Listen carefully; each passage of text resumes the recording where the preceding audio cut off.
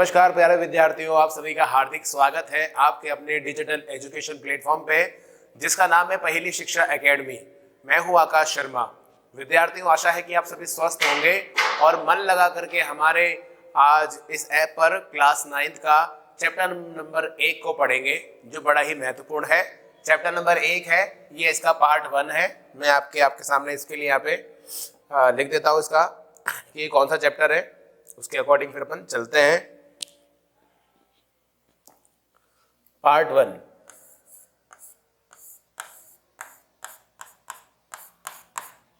ये वीडियो का पार्ट 1 है जो आज हम पढ़ रहे हैं। तो बच्चों, शुरुआत करने जा रहे हैं हम पहला पार्ट, जिसे कहते हैं प्रथम पाठ, भारती वसंत गीति। पाठ का नाम क्या है? भारती वसंत गीति। भारती मतलब माँ भारती। माँ भारती का मतलब क्या हुआ बच्चों? सरस्वती, माँ सरस्वती। वसंत मतलब क्या हुआ? बसंत ऋतु में जो होते हैं ना, वो बसंत ऋतु में। गीति मतलब गीत, माँ भारती के वसंत ऋतु में गीत। इस पाठ के बारे में आप इसका अर्थ देखेंगे तो ये होगा कि माँ भारती की, माँ सरस्वती के वसंत ऋतु में गीत, उसके बारे में यहाँ पे बताया गया है। स्टार्ट करने जा रहे हैं हम। देखते हैं पाठ, क्योंकि बड़ा ही इंपॉर्टेंट चैप्टर है, पहला है, और ये माँ सरस्वती की वंदना है। इसमें कवि जो हैं वो माँ सरस्वती से उनकी नई वीणा का सुर सुनना चाहते हैं, इसलिए वो 4 श्लोक के अंदर माँ सरस्वती को बताते हैं कि वसंत का ऋतु, वसंत ऋतु जो होती है उसका मौसम है, और उस मौसम में हे माँ सरस्वती नवीन वीणा को बजाओ। क्यों? क्योंकि जब माँ सरस्वती वीणा बजाती है, जब उनकी वीणा की धुन हम सुनते हैं तो हमारे मन में अच्छे अच्छे विचार आते हैं, हम पॉजिटिव होते हैं, और क्या होता है कि हमें विद्या की प्राप्ति होती है। जो एक सच्चा विद्यार्थी है वो माँ सरस्वती को बहुत मानता होगा, दिलो जान से मानता होगा और उनको बहुत आदर करता होगा। तो जब माँ सरस्वती वीणा बजाएंगी तो ऑटोमेटिक खुद ही जो बच्चे हैं, विद्यार्थी हैं, उन्हें उनकी वीणा का सुर सुनने को मिलेगा, और जो सुर होगा वो बहुत ही आनंद देने वाला और विद्या की प्राप्ति कराने वाला होता है। माँ सरस्वती का सुर से पॉजिटिविटी भी बहुत आती है, माहौल भी बड़ा अच्छा होता है।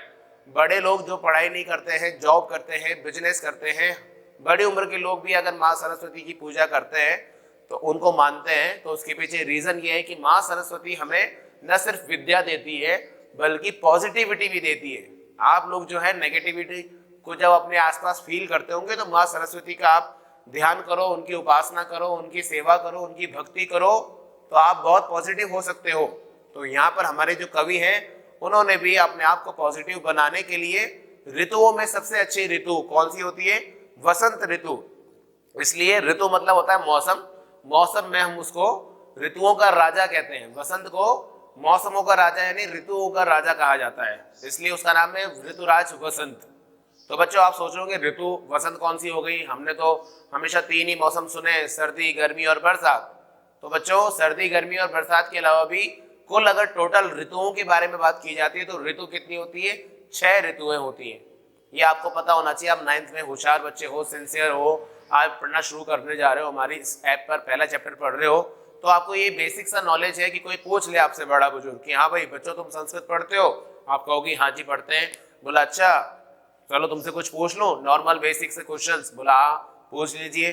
तो अगर कोई आपसे बातों बातों पूछ ले कि ये बताओ कि ऋतुएं कितनी होती है, तो आपको उनको बताना है कि ऋतुएं 6 होती है। मौसम तो 3 होते हैं सर, ऋतुएं 6 होती है, ऐसे बोलना है। वो बोले ऋतुएं 6 होती है, नाम बताओ, तो बोलना सर्दी, गर्मी, बरसात। उसके बाद अगला कौन सा आएगा? अगला आएगा हमारा बसंत, एक आएगा हेमंत, और एक आएगा शिशिर। शिशिर, शिशिर लिख देता हूँ। 6 ऋतुएं, हालांकि तुम्हारे काम में आएगी नहीं, इसमें पूछेगा नहीं 6 ऋतुएं, तो ऐसे ध्यान रखो। सर्दी, गर्मी, बरसात, बसंत और हेमंत, ये 2 नाम तो बहुत फेमस है, आपने सुना होगा। बहुत सारे लड़कों के नाम होते हैं, बसंत भी होता है, हेमंत भी होता है। तो एक प्रकार की ऋतु है ये, बसंत, हेमंत, और छठी ऋतु का नाम है शिशिर। तो 6 प्रकार की ऋतुएं होती है, तो ये आपको ध्यान रखना चाहिए। आइए अब सीधे से हमारे पाठ को हम शुरू करें, बहुत ही बेसिक तरीके से, हम बहुत ही सरलता के साथ। सबसे पहले यहाँ ऊपर जो पैराग्राफ दिया हुआ है, इसमें हम क्या करेंगे? इसमें हम पहले पैराग्राफ पढ़ेंगे और पैराग्राफ के बाद में हम श्लोकों की ओर जाएंगे। तो सबसे पहले हम चैप्टर शुरू करते हैं। आप देखिए अपनी स्क्रीन पर, जब तक मैं एक बार पानी पी लेता हूँ।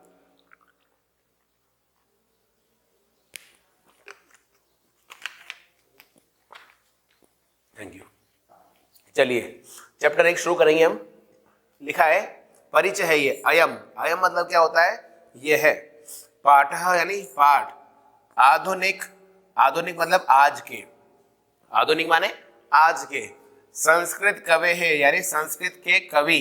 ये पाठ आज के युग के संस्कृत के कवि, जिनका क्या नाम है?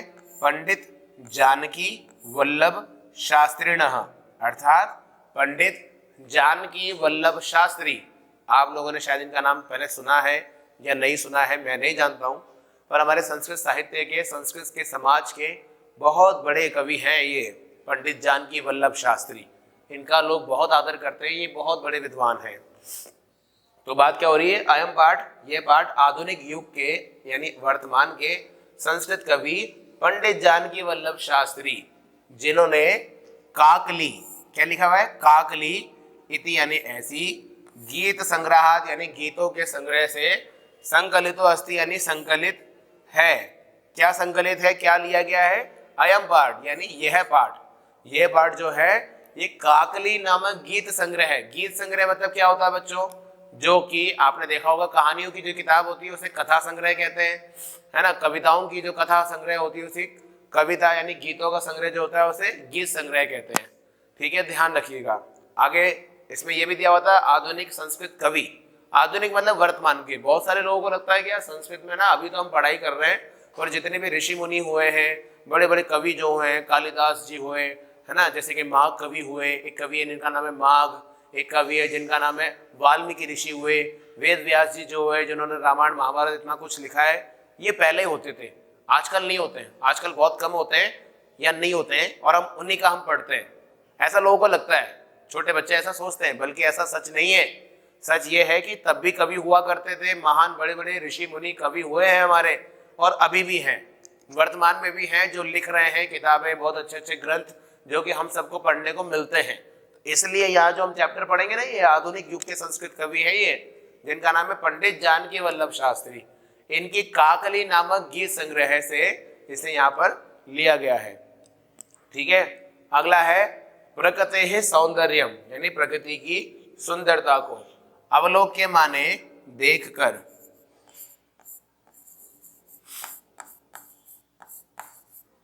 प्रकृति की सुंदरता को, सौंदर्य माने सुंदरता,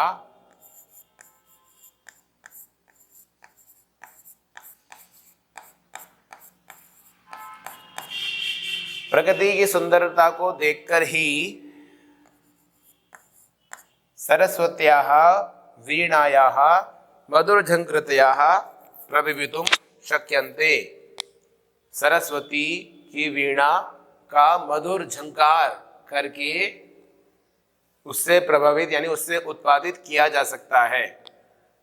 इति ऐसा भावना परस्परम कवि प्रकृतेः सौंदर्यम वर्णयन, ऐसा कवि ने भावना के जरिए, अपने विचारों के जरिए देख करके, महसूस करके प्रकृति के सौंदर्य का वर्णन यानी वर्णन किया है।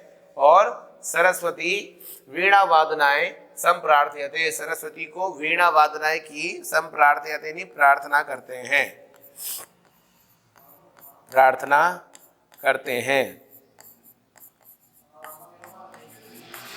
किसकी प्रार्थना करते हैं? वीणा वादनाएं की, वीणा बजाने की।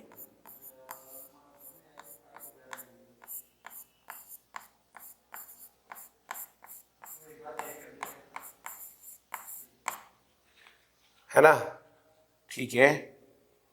लिखा है कि यह पाठ संस्कृत युग, आधुनिक संस्कृत युग के कवि पंडित जानकी वल्लभ शास्त्री, जिन्होंने काकली नामक गीत संग्रह लिखा है, इस गीत संग्रह से ये संकलित है। यानी बाद के जो हम श्लोक पढ़ेंगे ये कहाँ से आए हुए हैं? ये काकली नामक गीत से, मतलब गीत संग्रह है, वहां से आए हुए हैं। उसके रचनाकार का नाम है पंडित जानकी वल्लभ शास्त्री। प्रकृति की सुंदरता को देखकर, यानी कवि क्या करते हैं इन श्लोकों में, जो आने वाले श्लोक हैं इनमें, प्रकृति की सुंदरता को देखकर ही सरस्वत्याः वीणायाः मधुर झंकृत्य, सरस्वती की वीणा जो है उसका मधुर झंकार यानी उसकी आवाज से प्रभवितुम, उत्पादन हो सकने वाली भावना, पैदा होने वाली भावना का, भरपूर भावना का कवि प्रकृति की सुंदरता से वर्णन यानी वर्णन करते हैं।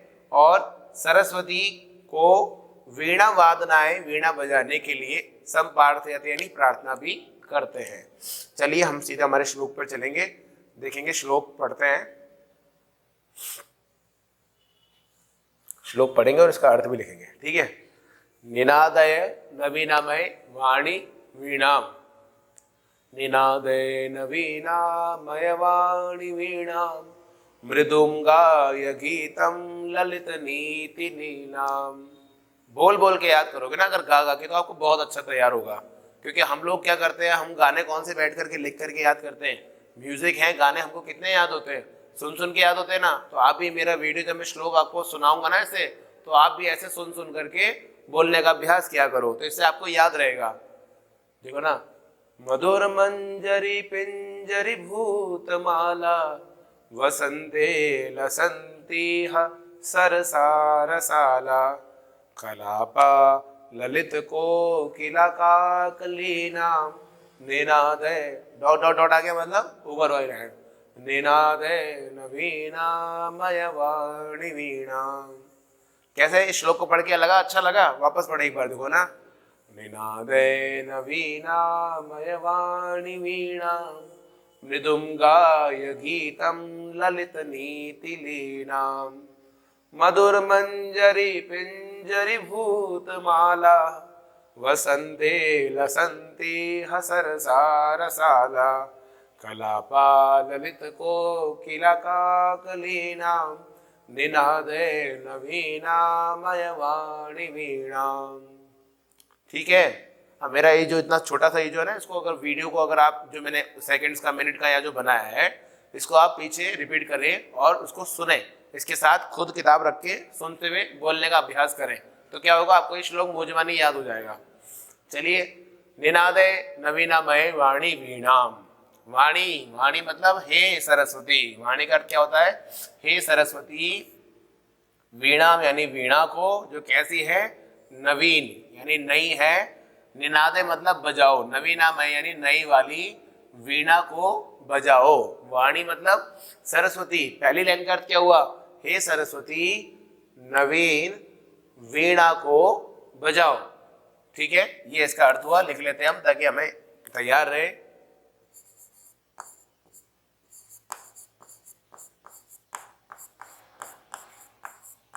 हे सरस्वती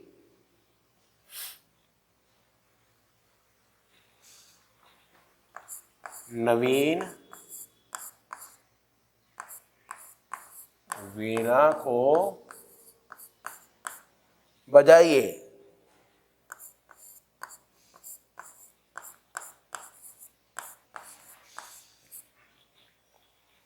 हे सरस्वती नवीन वीणा को बजाइए, मृदु गाय गीतम ललित नीति लीलाम। और मृदु मतलब होता है मृदुल यानी कि कोमल, गाय मतलब गाओ, गीतम मतलब गीतों को, अपने गीतों को कैसे गाओ, कोमल स्वर में गाओ। मृदुल यानी कि कोमल, कोमल स्वर में गाओ, जो कैसे हो, ललित नीति लीलाम। ललित मतलब सुंदर, नीति मतलब विचारों से, बातों से, लीलाम माने युक्त हो, कैसे हो, युक्त। युक्त मतलब वो क्या, बने हुए हो। लाइन का मतलब क्या हुआ कि अपने मृदुल स्वर में गीत गाओ जो कि सुंदर नीतियों से, सुंदर विचारों से बने हुए हो या उससे युक्त हो। लिख देते हम। और अपने मधुर स्वर में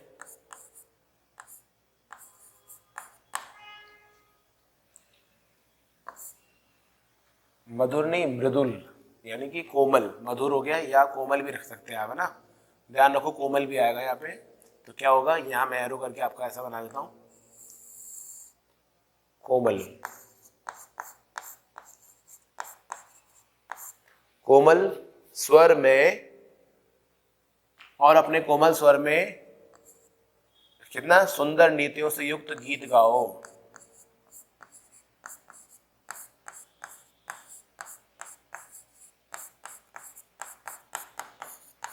सुंदर नीतियों से युक्त यानी बना हुआ गीत गाओ।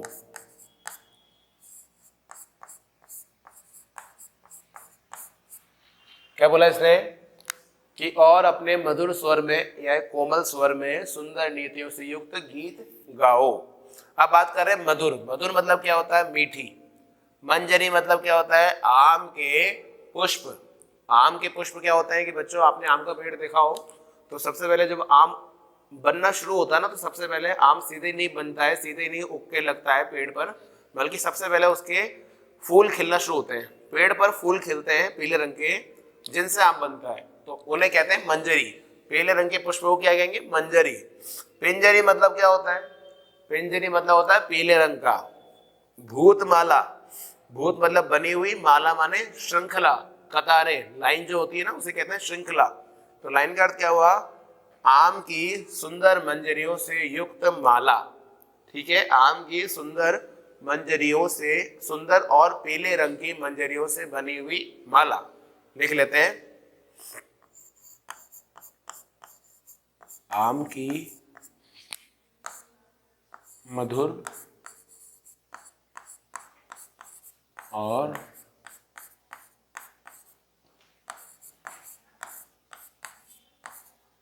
पीले रंग से बनी हुई, पीले रंग की, आम की मधुर और पीले रंग की, पीले रंग की बनी हुई माला, बनी हुई पुष्पों की माला।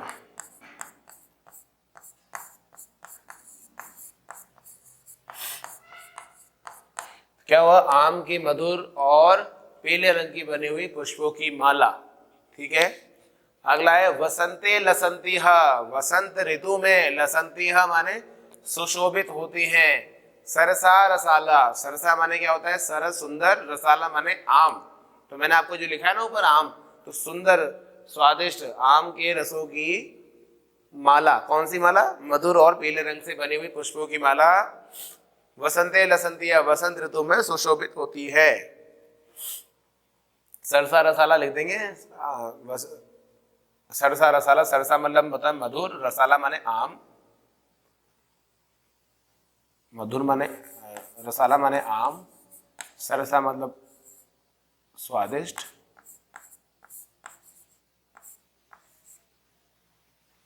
सरसा यानी होता है स्वादिष्ट और मीठा भी होता है। वैसे आप चाहो तो उसको लिख सकते हो,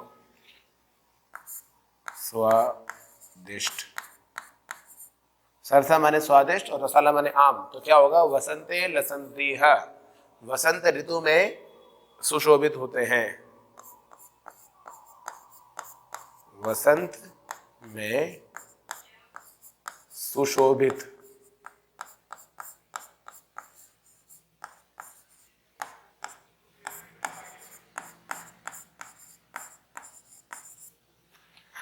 ठीक है, लाइन का मतलब क्या हुआ? देखो ये सरसा रसाला है, ये अपन लिखा था ना आम की, तो स्वादिष्ट आम की मधुर और पीले रंग से बनी हुई पुष्पों की माला वसंते लसंतिहा यानी वसंत में सुशोभित होती है। होती है क्या सुशोभित होगी? आम की माला। कौन से आम की माला? आम की मंजरियों की माला। जो कैसी होगी? जो कि पीले रंग की होगी। और कैसी होगी? मधुर होगी। ये ध्यान रखना पड़ेगा। पहला चैप्टर है, इसमें मैं आपको दावा करता हूँ जितना ध्यान आप पहले चैप्टर में लगाओगे, थोड़ा सा समझने में आपको हल्की सी जो कोशिश करनी होगी वो इसमें करनी होगी। बाद के आने वाले 2 से लेकर के 12 तक के जितने भी चैप्टर्स आएंगे आपके बहुत ईजी होंगे, उनमें आपको इतना दिमाग ही नहीं लगाना पड़ेगा। आगे वाले ईजी चैप्टर हैं, आगे वाले बाद के बहुत ईजी है। पहला वाले में आपको ध्यान देना है, शब्दों का खेल है, शब्दों के अकॉर्डिंग चलना है। क्या बोल रहे हैं हम? मधुर मंजरी पिंजरी भूतमाला, यानी कि मधुर मतलब क्या होता है? मीठे आम की मंजरी, यानी आम के पुष्प वाली जो पीले रंग की मंजरी होती है उससे बनी हुई माला वसंते, वसंत ऋतु में सुशोभित हो रही है, होती है। कलापा ललित कोकिला काकली नाम। कलापा माने क्या होता है बच्चों? कलापा मतलब होता है समूह। ललित माने क्या होता है? सुंदर। कोकिला मतलब क्या होता है? कोयलों के। काकलीनम यानी कि आवाज लगाने का स्वर, आवाजों का स्वर, यानी कि कलापा यानी समूह में कोयलों का समूह। ललित यानी सुंदर, यानी कि ललित मतलब अच्छा, सुंदर यानी कि बहुत अच्छा। कोयलों का समूह बहुत सुंदर काकलीनाम यानी कि आवाजें निकाल रहा है, ध्वनि निकाल रहा है। ठीक है,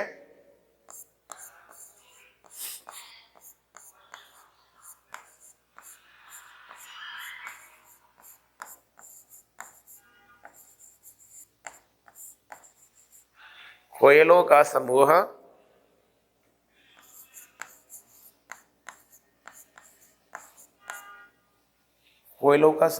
सुंदर आवाजें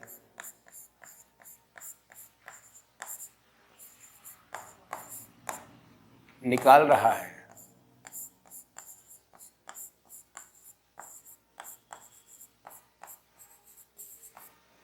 निनादे, निनादे नवीनामय वाणी वीणा। निनादे मतलब बजाइए, नवीनामय यानी नई वाली, वाणी यानी कि वाणी को, वीणा यानी वीणा को। तो बात क्या हुई है, निनादे नवीनामय वाणी वीणाम, हे माँ सरस्वती नवीन वीणा को बजाइए। मृदु गाय गीतम, अपनी कोमल स्वर में गाइए। क्या गाइए, ललित नीति लीलाम, जो कि क्या हो, सुंदर नीतियों से बने हुए गीत हो। मधुर मंजरी पिंजरी भूतमाला, और आम के जो मंजरी हैं वो बहुत ही सुंदर हैं, और वो उनके पीले रंग की बनी हुई माला यानी कि कतारें वसंते लसंती है, वसंत ऋतु में सुशोभित होती हैं। सरसा रसाला यानी स्वादिष्ट आमों की मधुर और पीले रंग से बनी हुई पुष्प की माला वसंत ऋतु में सुशोभित होती है। कलापा ललित कोकिला काकलीनाम, और कोयलों का समूह सुंदर आवाजें भी निकाल रहा है। कोयलों का समूह कैसा है, वो भी सुंदर आवाजें निकाल रहा है। ये चित्र आप देख रहे हो ना, मतलब ये चित्र जो है इस प्रकार से है। देखो ये कोयलों कहीं या कहीं ना कहीं कोयल दिख रही होगी आपको। अच्छा शायद ये है कि आप पता नहीं भाई, मैंने कोयल, इसकी फोटोग्राफी बहुत अच्छी हो रखी है, आप समझ लो भले यही कोयल होगी, अगर ये नहीं भी होगी तो ऐसा है कि दृश्य देखने में हमको फर्स्ट टाइम अच्छा लग रहा है।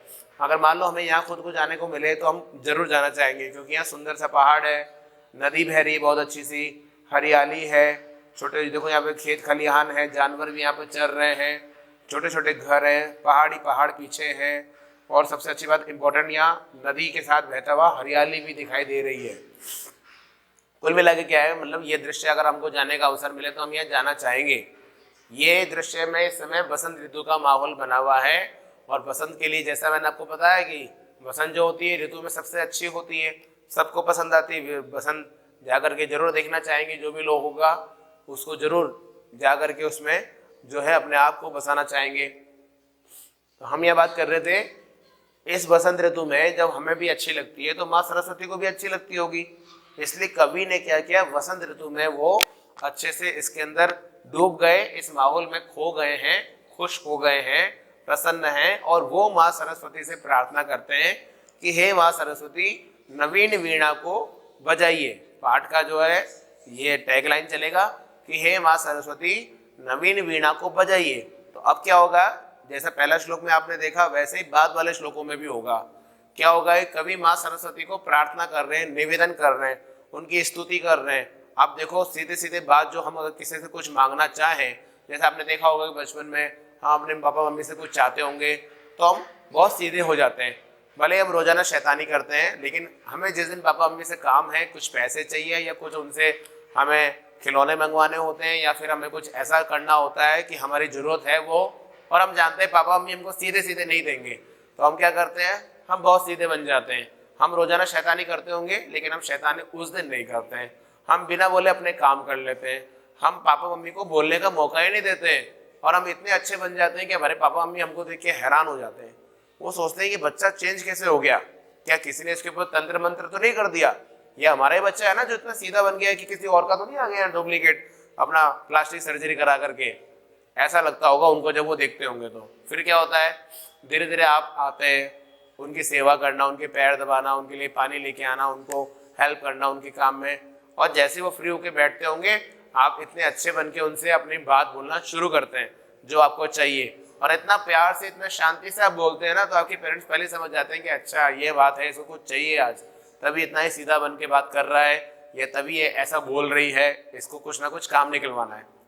तो क्या होता है, पापा मम्मी को आपकी शरारत अच्छी लगती है, उसके बाद में क्या होता है कि अगर वो कोई काम जो आपको चाहिए उनसे, तो क्या होता है वो जो काम होता है ना, वो अगर अच्छा काम है, छोटा मोटा काम है, तो आपके पेरेंट्स आपको वो आपके काम पूरा कर देते हैं। और मान लो वो इम्पोर्टेंट बात है, सीधे नहीं कर सकते हैं, तो फिर आपके पेरेंट्स भी आपको मना करते हैं, कि वो काम करने में हिचकिचाते हैं। और उससे पहले वाला एफर्ट जो आपने लगाया अपने पेरेंट्स से काम निकलवाने के लिए, वो एफर्ट देख के कहीं ना कहीं उनको हंसी आती है, वो खुश होते हैं, तो वो आपका काम बना देते हैं। ठीक है, काम बनाने के लिए कुछ एफर्ट लगाने पड़ते हैं ना, तो वही हमारे कवि है यहाँ पे पंडित जानकी वल्लभ शास्त्री, वो भी माँ सरस्वती से सीधे वीणा बजाने की नहीं बोल रहे हैं, वो भी माँ सरस्वती के पुत्र हैं। जैसे आप सभी माँ सरस्वती के पुत्र हैं, वैसे कविराज भी हमारे माँ सरस्वती के पुत्र हैं। और जैसे आप अपने पेरेंट्स से काम निकालने के लिए एफर्ट लगाते हो, इधर उधर से बातें बना करके और फिर मुद्दे पे आते हो, है ना, उनको शिकायत का मौका नहीं देते हो, ये आपके एफर्ट है। तो हमारे कवि महाराज भी माँ सरस्वती से वीणा बजाना चाह रहे हैं, और वो भी क्या एफर्ट लगा रहे हैं, वो भी इस प्रकार का एफर्ट लगा रहे हैं। ये सारी बातें बता करके क्या बोल रहे हैं, अब समझो। वो कह रहे हैं कि मृदु गाय गीतम, यानी अपनी कोमल आवाज में गीत गाओ, कौन से, जो ललित नीतियों से बने हुए हों। यानी माँ सरस्वती की आवाज कैसी है, बहुत कोमल है, जो सुंदर अलग अलग नीतियों से बनी हुई है। कवि कहते हैं कि माँ सरस्वती मधुर मंजरी पिंजरी भूतमाला, यानी कि आम की पीले रंग की सुंदर जो मंजरी की बनी हुई पंक्तियां हैं, उन्हें देखना है। वो क्या करती है, वसंते लसंती है, वसंत ऋतु में सुशोभित होती है। सरसा रसाला, और उस पर स्वादिष्ट आम भी है। कलापा ललित कोकिला काकली नाम, और देखो कोयलों के जो समूह हैं वो भी अब सुंदर सुंदर आवाजें निकाल रहे हैं। निनादे डॉट डॉट डॉट, मतलब हे माँ सरस्वती नवीन वीणा को बजाइए। जहां पर ये 3 डॉट होते हैं ना किसी के भी नीचे, गीत के, गीत है ये संस्कृत का दरअसल, तो गीत के बाद जहाँ 3 डॉट होते हैं मतलब पहली लाइन पूरी आएगी, जो